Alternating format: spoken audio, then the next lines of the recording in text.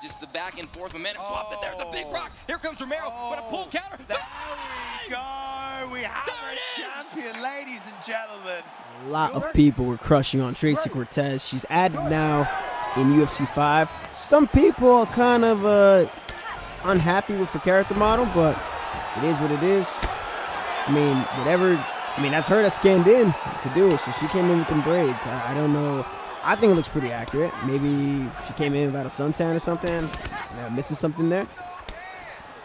Oh, by the way, Tracy Cortez, she had a great, it was a UFC Mexico. I forgot who her opponent was, but that was a really, really good fight. It was significantly better than I had anticipated.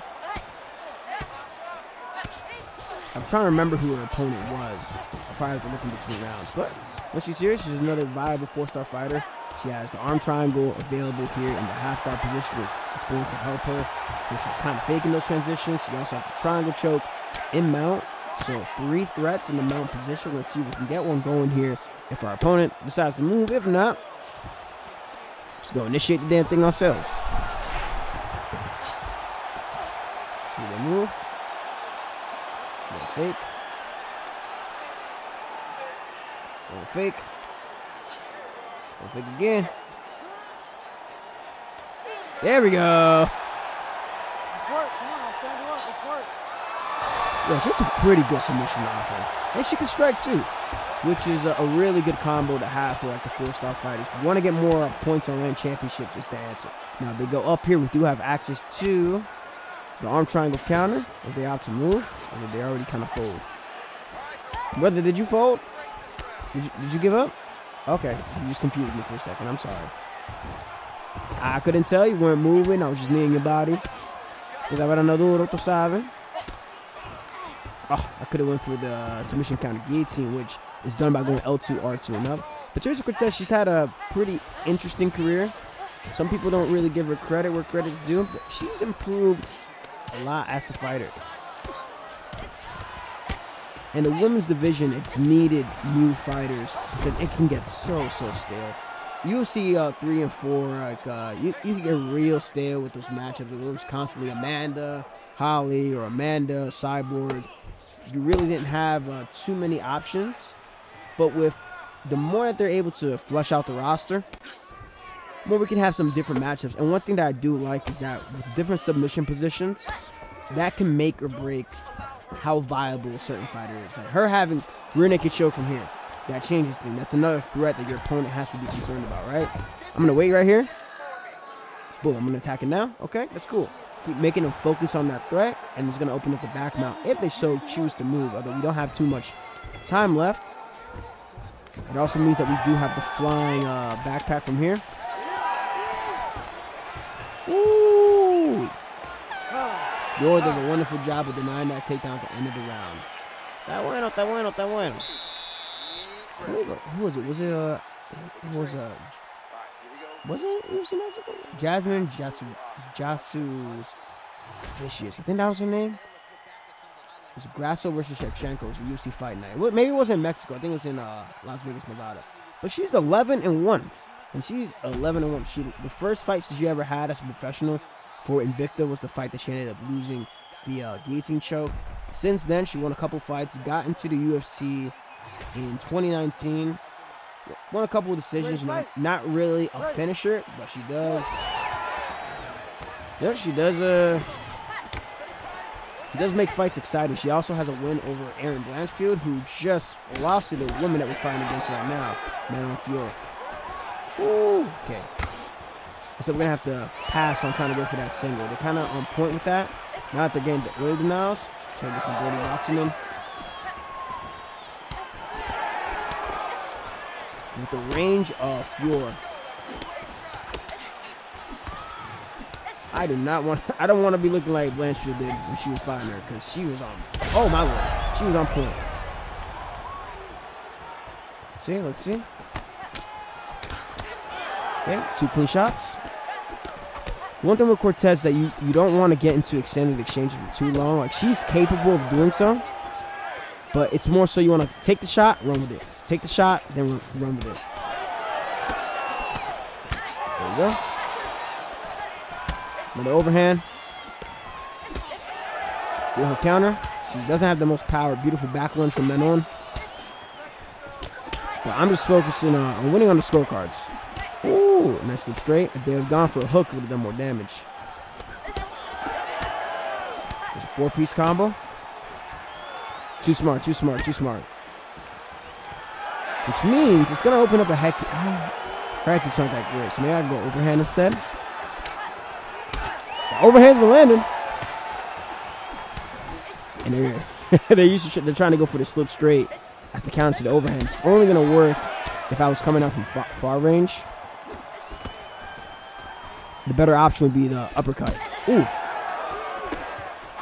Ooh. That's not good. Let's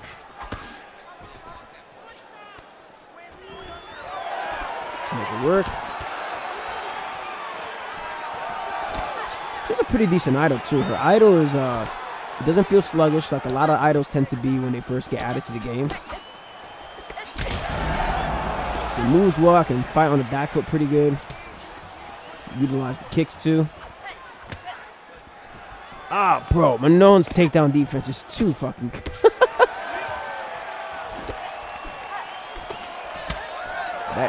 Because of the takedown threat, it's making those overhands land.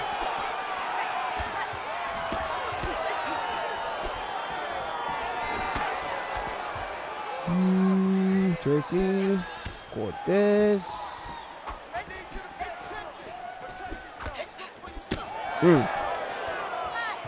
There we go. Oh, bro, Manon's takedown defense is absurd.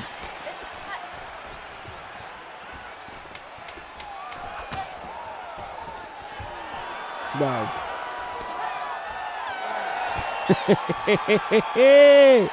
You lucky guy, you. I got myself a nice damn lead.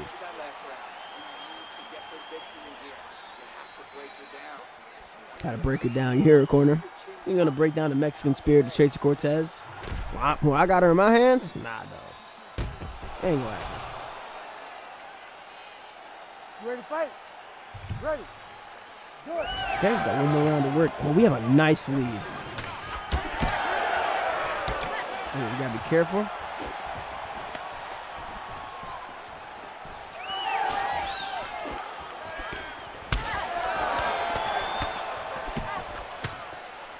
Watch out for any head kicks.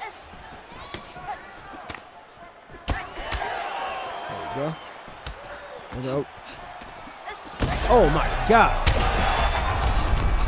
But I'll hit you with one back.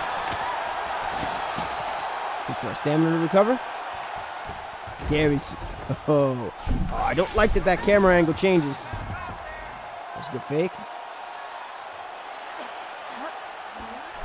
Oh, but it forced the race. It's cool.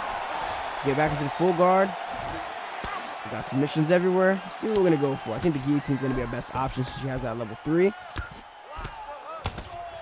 We can get a finish with Cortez. That'd be pretty dope. Also has to come more from here. I don't think this person has any interest in moving. It's okay. There we go. Now we're in good company.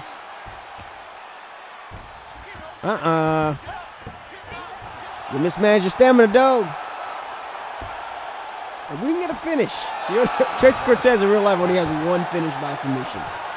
She's thrown up a lot of submissions for herself in fights, but hasn't really gotten as many. I mean, not a lot of finishes do happen in women's MMA in the first place. But in this case, we're definitely going to get ourselves a finish. That's a panic race. We should take that. The amount of stamina that we have. And it's a wrap. And that's going to be our first fight with Tracy Cortez. Very good, very good. She didn't feel... A lot of the shorter fighters do tend to feel kind of hopeless against the likes of Manon. Like, I've used... some of just the shorter fighters in general. And Manon would feel so difficult to chase around. But I guess Tracy has the right type of build in game to where you can work the grappling threat, you can work a good amount of boxing in, and we're going to come away with a victory there. Not too bad, not too shabby. So after her flyweight victory against Jasmine, sorry if I butchered this. I think it was Jasu the Vicious. I think that's how you pronounce it. With Tracy Cortez, she expressed that she wants this to be her title run, and at a record of 11-1, and a very exciting bout. It could be possible in her future, but what she's going to definitely need is some finishes on the record. We already kind of spoke about it earlier, fighting against the Shevchenko, but for her to really, really stake her claim at a title shot in the division, she's going to need to look for finishes. And it's going to take a lot of integration with her skills. I was surprised she didn't get a finish in that bout against Jasmine. She stung her pretty well, outstruck her in every round, landed some big, heavy shots, and was ready for action. But with working with Henry Cejudo, working with a lot of the elite individuals in the sport, something has got to give with her game, and where she can start to pull finishes together with her grappling.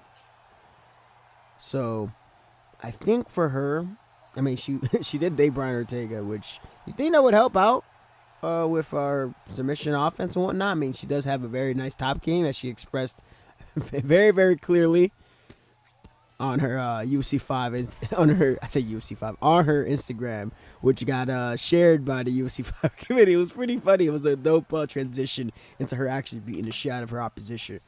But she really, really needs to get some finishes together. She only has 2 finishes on her record, one by knockout, one by submission. That was earlier in her career, way before she ever got into the UFC, before she got into Invicta, I'm pretty sure, and definitely before the Dana White Contender Series, if I'm not mistaken. And I don't know what's going to be next for her, but she's quality. She's quality. She showcased her skills. She took some time off. She was out for a year. She doesn't really fight too often. I think it's been close to a year almost every single time that she ends up fighting.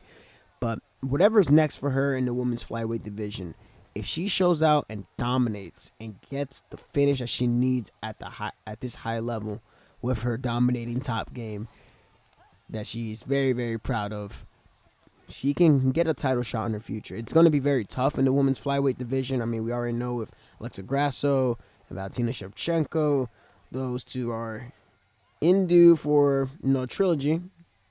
They're in due for a trilogy. I thought Valentina won their recent bout. But then we also have Manon, who just beat the crap out of Erin Blanchfield. Yeah, it's rough. Cortez also beat Erin Blanchfield earlier, and not in the UFC, but I'm pretty sure they fought in Invicta, if I'm not mistaken. Oh, brother. Speaking of finishes, I was just on autopilot. Wow, that was a brutal mistake. All right, you know what? We're going to cut it right there. Why not?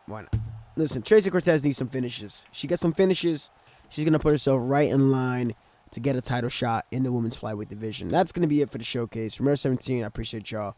Much love, take care, and have a wonderful weekend. I'm out of here.